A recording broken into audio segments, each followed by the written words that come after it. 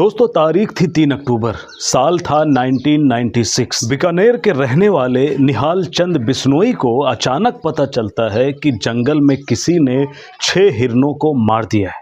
खबर मिलते ही फौरन निहाल चंद कुछ गांव वालों के साथ उस शिकार वाली जगह पर फौरन पहुंच जाते हैं।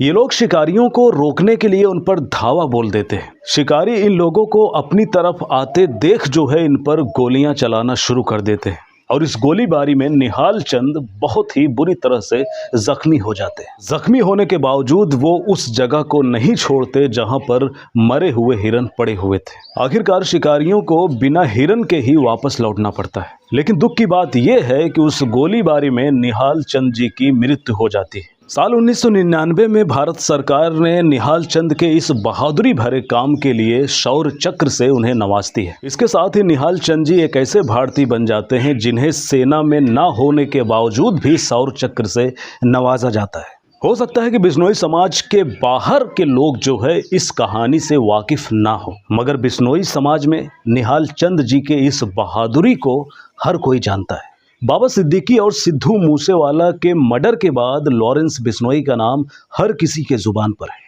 और इस वक्त सोशल मीडिया पर लॉरेंस बिश्नोई का एक बयान चल रहा है जिसमें लॉरेंस बिश्नोई कहते हैं कि अगर सलमान खान काले हिरन के लिए माफ़ी नहीं मांगते हैं तब तक वो सलमान खान को माफ़ नहीं करेंगे। अब जहां पर कुछ लोग राजस्थान के बाहर से हैं, जो लोग बिश्नोई समाज को नहीं समझते हैं, उनके लिए ये मामला बहुत ही छोटा मामला लग रहा है। उनका मानना ये है कि आखिर एक हिरन को मारने पर ये इतना बड़ा मामला कैसे बन सकता है। बहुत सारे लोग लॉरेंस बिश्नोई के इस गुस्से पर हैरान भी हो रहे हैं। तो मैं आपको बता दूं कि लॉरेंस बिश्नोई जो है बिश्नोई समाज से आते हैं और बिश्नोई समाज में जानवरों को इंसानों के जैसा माना जाता है, इंसानों के जैसा उन्हें प्रेम किया जाता है। ये एक ऐसी कम्युनिटी है जहां पर महिलाएं जानवरों के अनाथ बच्चों को अपना दूध भी पिलाती हैं, स्तनपान भी कराती।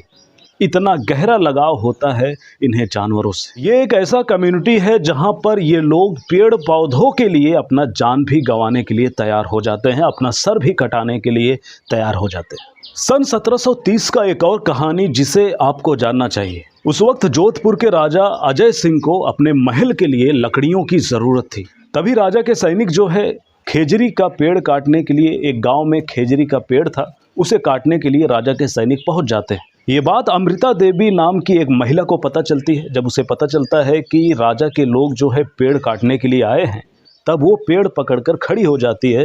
वो कहती है कि आप मेरा गर्दन काट दीजिए, मगर ये पेड़ मैं काटने हरगिज़ नहीं दूंगी। राजा के सैनिक जो है उस औरत के गर्दन को काट देते हैं। उसके बाद उस औरत की 3 बेटियां भी आती हैं, वो भी यही करती हैं कि आप हमारा जान ले लीजिए लेकिन हम ये पेड़ को काटने नहीं देंगे। इतने में वो लोग उस महिला के 3 बेटियों को भी मार देते हैं। उस महिला के पति को भी मार दिया जाता है। अब आपको जानकर हैरानी होगी कि उस वक्त सिर्फ एक पेड़ को बचाने के लिए लगभग 363 लोगों ने अपना सर कटा दिया था। अब आप ही बताइए, कभी आपने ऐसी कोई कहानी सुनी है जहां पर सिर्फ एक पेड़ को बचाने के लिए 363 लोगों ने अपनी गर्दन कटवा ली? ये है बिश्नोई समाज। खैर, ये है बिश्नोई समाज के पूर्वजों की कहानियाँ, जहाँ पर लोगों ने पेड़ पौधों के लिए, जानवरों के लिए अपने सर तक कटा दी। अब यहाँ पर जो बात समझने वाली है वो ये है कि जहाँ पर बिश्नोई समाज पेड़ पौधों के लिए, जानवरों के लिए, उनके मोहब्बत के लिए अपना जान तक गंवा सकते हैं, वहीं पर ये बिश्नोई समाज के लोग इंसानों के लिए इतने हैवान कैसे बन सकते हैं? ये लॉजिक हमें बिल्कुल ही नहीं समझ में आती है। जहाँ पर आप पेड़ पौधों और जानवरों से इतना मोहब्बत करते हैं और किसी बेकसूर इंसानों को आप दिन दहाड़े गोलियों से भून डालते हैं। सिद्धू मूसेवाला को आप देख लीजिए। सिद्धू मूसेवाला का जब मर्डर हुई थी तो उसका जो है पूरा जो है जिम्मेदारी जो है लॉरेंस बिश्नोई ने ली थी। क्या बिश्नोई समाज में ऐसा माना जाता है कि किसी भी मासूम इंसानों का कत्ल कर देना बिल्कुल मामूली बात है? जहाँ पर बिश्नोई समाज के लोग पेड़ पौधे से इतना ज़्यादा मोहब्बत करते हैं, जानवरों से इतना ज़्यादा लगाव होता है, वहीं पर इंसानों को दिन दहाड़े गोलियों से भून दिया जाता है बिश्नोई समाज के नाम पर। क्या ये सही है?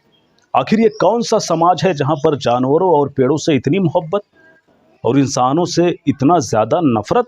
मैं मानता हूँ कि चलो आपका दुश्मनी हो सकती है पर्सनल किसी से, लेकिन इसका मतलब हरगिज़ ये नहीं है कि जिस शख्स से आपकी दुश्मनी है उसके करीबियों को आप, बेकसूर लोगों को आप दिन दहाड़े गोलियों से भून डालो। क्या ये बिश्नोई समाज कहता है? हरगिज़ नहीं। अगर आप बिश्नोई समाज को अच्छे से समझ पाते तो आपके दिल में एक इंसानियत होती, और इंसानियत अगर आपके दिल में होती तो आप मासूम लोगों को दिन दहाड़े गोलियों से नहीं भून डालते। मैं ये नहीं कहता कि जानवरों और पेड़ों से मोहब्बत करना, उनसे हमदर्दी करना, उनका हिफाजत करना गलत है, लेकिन आप जहाँ पर एक तरफ बिश्नोई समाज को इतना अच्छा बताते हो, उसी के आड़ में आप अपना रुतबा बड़ा करने के लिए किसी बेगुनाह का कत्ल कर देते हो। क्या ये बिश्नोई समाज कहता है? और आप ऐसे लोगों को मार देते हो जिन्हें आप ठीक से जानते भी नहीं हो। मैं ये बात इसलिए कह रहा हूँ क्योंकि लॉरेंस बिश्नोई ने अपने बयान में कई बार कहा है कि सलमान खान के करीब जो भी रहेगा, उनके करीबी, उनके साथ काम करने वाले, उनके दोस्त को मैं ज़िंदा नहीं छोड़ूंगा। अगर आपकी दुश्मनी सलमान खान से है तो आप सिर्फ दुश्मनी सलमान खान से रख सकते हैं। ऐसा नहीं है कि उनके करीबी, उनके साथ जो काम कर रहे हैं बेकसूर लोगों को आप ख़त्म कर दें।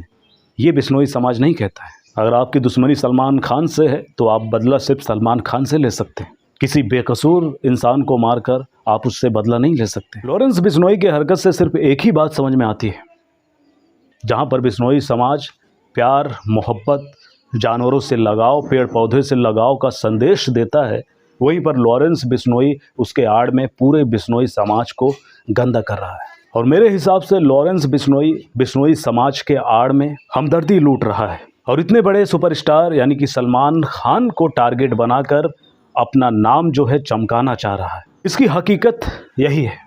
बस दोस्तों, आज के वीडियो में इतना ही। फिर मिलेंगे एक और वीडियो के साथ। चैनल पर नए हैं तो चैनल को सब्सक्राइब करके हमसे जुड़ जाइए। शुक्रिया।